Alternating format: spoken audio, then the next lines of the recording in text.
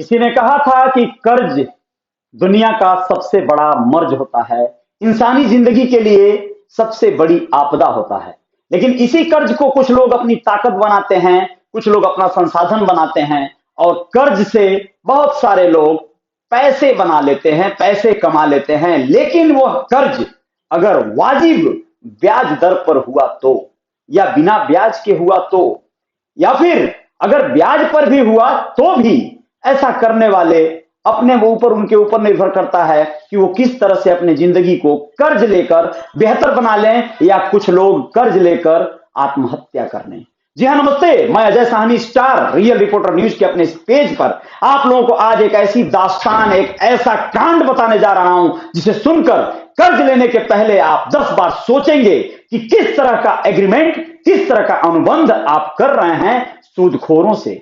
जी हाँ दोस्तों, आप लोगों को बता रहा हूं राजस्थान के श्रीगंगानगर जनपद के पदमपुर से एक ऐसी खबर आप लोग सुने थे। मंगलवार को भारतीय जनता पार्टी के एक नेता के सुपुत्र ने आत्महत्या कर लिया था। ऐसे तो इसमें कोई सुसाइड नोट नहीं मिला, लेकिन पूरे क्षेत्र में इस बात की चर्चा है कि इस आत्महत्या, इस सुसाइड के पीछे असल कारण क्या है। आप लोगों को बताना बहुत जरूरी है कि जब वह सह न सका, जब उसके बर्दाश्त के बाहर हो गया, तो उसके सामने कोई रास्ता नहीं बचा और एक अच्छे पारिवारिक बैकग्राउंड से होते हुए भी उसने मौत को गले लगा लेना ही अंजाम समझा और यही उसके लिए आसान रास्ता बचा। आप लोग जानना चाहेंगे ऐसा क्यों हुआ। मात्र 6 लाख रुपए तो उसने उधार लिए थे और 6 लाख रुपए देखते ही देखते 60 लाख रुपए में तब्दील हो गया। जी हां दोस्तों, 6 लाख रुपए ही मात्र लिया था उसने और सूदखोर ने, यानी जिसने रुपए दिया था, उसने ब्लैंक चेक रख लिया था उससे लेकर, और 6 लाख रुपए की जो ब्याज दर थी, कमाल की थी, चमत्कारी ब्याज थी। आप लोग सुनेंगे तो हैरान हो जाएंगे। आप लोग सोच में पड़ जाएंगे कि ऐसा कैसे हो सकता है। बहुत ज्यादा ब्याज दर लगाकर इस तरह के कर्ज बांटने वाले लोग आप लोगों के इर्द गिर्द मिल जाएंगे, जो आप लोगों की जिंदगियों में जहर घोल देंगे, आंधी तूफान ला देंगे, आप बर्बाद हो जाएंगे, आपके सामने कोई रास्ता ही नहीं बचेगा। इसके अलावा आप लोगों को बताना चाहेंगे 6 से 7 महीने में ही उसका जो ब्याज था वो इतना तगड़ा था कि वो 6 लाख से 60 लाख में बदल गया।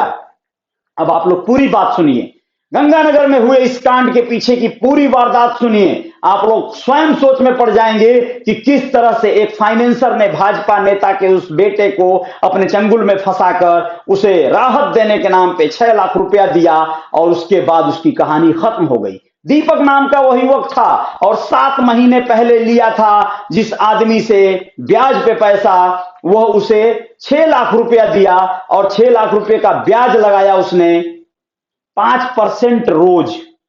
क्या? 5% ब्याज रोज। यानी आप सोचिए, 1 लाख रुपए का 5,000 रुपया हुआ और 6 लाख रुपए का 30,000। जी हां दोस्तों, 30,000 रुपया प्रतिदिन का ब्याज दर लगा 6 लाख पर, 5% प्रतिदिन। एक महीने में यह रकम होती है, आप लोग जोड़कर देखिएगा, 30,000 प्रतिदिन का मतलब 10 दिन का 3 लाख और 30 दिन का 9 लाख। 9 लाख रुपए महीने का ब्याज बढ़ रहा था और इस तरह से 6 से 7 महीने में वह 60 लाख रुपए में तब्दील हो गया। और इसके बाद वह दीपक, जो अब इस दुनिया में नहीं है, लगभग 18 लाख रुपए उसे लौटा चुका था। परिवार के लोगों के बीच में जब यह बात गई तो परिवार के लोगों ने समझौता करने में बेहतरी समझा और सूदखोर से कहा कि भैया 20 लाख रुपए तक ले लीजिए, 18 लाख आप ले ही चुके हैं, 2 लाख और ले लीजिए, गला छोड़िए, माफ कर दीजिए। लेकिन वह जरा भी टस से मस नहीं खाया। आप लोगों को बता दें कि वह उनको दिन प्रतिदिन परेशान करने लगा। उसकी पत्नी से वह जो है एक एग्रीमेंट लिखवाया था, उसकी पत्नी भी गलती कर बैठी थी, ब्लैंक चेक साइन करके दिया गया था दीपक की पत्नी के द्वारा। आप लोगों को बता दें कि 3 साल पहले वो गिफ्ट की दुकान शुरू किया था। गिफ्ट की दुकान शुरू करने वाला दीपक अब इस दुनिया में नहीं है, लेकिन वो गिफ्ट की दुकान उसकी चल रही थी। लॉकडाउन के पहले वो दुकान चालू कर चुका था। लॉकडाउन आया और धंधा पानी बंद होने के नाते वह सोच रहा था कि कोई और निवेश करें, कोई और कारोबार करें। बिजनेस व्यवसाय में लगाने के मकसद से उसने 6 लाख रुपए लिया, अपनी पत्नी को कन्विंस किया न जाने कौन से विधा से कि मैं 6 लाख रुपया जो ले रहा हूं ऐसी जगह लगाऊंगा कि पैसे बढ़ जाएंगे, आसानी से लौटाए जा सकते हैं। लेकिन उसकी यह युक्ति काम ना आई और वह गर्त में चला गया। यह जो व्यक्ति है जिसने पैसे दिए हैं, फाइनेंसर जो है, जो सूदखोर है, उसका नाम है इंद्र आहूजा। जी हां दोस्तों, इंद्र आहूजा, जिसने यह पैसे दिए थे और जिसने इतना बड़ा ब्याज दर लगाया था। उसका इलेक्ट्रॉनिक्स का शॉप है, दुकान है और उसके कई एक रेस्टोरेंट भी चलते हैं। वह इसी तरह से लोगों को पैसे बांटता है, देता है और तगड़ा ब्याज दर लगा के कम समय में बहुत धनवान हो चुका व्यापारी है, सूदखोर है और अब वो फरार है। पुलिस के सामने जब यह बात आई, पुलिस ने दबिश दिया तो इंद्र आहूजा का पूरा परिवार नदारत है, उसकी तलाश जारी है। उसके रिश्तेदारों के यहां भी कांटेक्ट कर रही है पुलिस, लेकिन कुछ पता नहीं चल रहा है। दीपक तो अब ये दुनिया छोड़ के जा चुका है, क्योंकि उसने यही सोचा कि मुझे अब मर जाना चाहिए। उसने अपनी दुकान में फांसी लगाकर आत्महत्या कर लिया, क्योंकि अब उसके सामने कोई विकल्प नहीं बच रहा था, जबकि ऐसा बिल्कुल नहीं करना था। ऐसे में हिम्मत हार जाने वाले लोग, ऐसे में टूट जाने वाले लोगों के लिए मैं इतना ही कहूंगा कि आप लोग पहले तो कभी भी ब्याज पे, इस तरह के ब्याज पे पैसे लेकर अपने जीवन में खुशियां मत तलाशिए, आप परेशान हो जाएंगे। क्योंकि ब्याज भरने के लिए विकल्प होना चाहिए, ठोस और मजबूत और अस्थाई विकल्प, कि उसका कोई भी प्लान फेल ना हो। नहीं तो ब्याज है, ब्याज तो बढ़ेगी, वो तो रुकेगी नहीं। अपने पास जो पैसे हो, जमा पूंजी हो, थोड़ा ही आय होगा, थोड़ा ही इनकम होगा, लेकिन अगर अपना रिजर्व पैसा है उसको चाहे जहां निवेश करिए, जहां जहां इन्वेस्ट करिए, लेकिन ब्याज पे पैसा लेकर आप वैसा ही काम करिए जहां से आपको लगे कि हां ये काम मेरा हो जाएगा।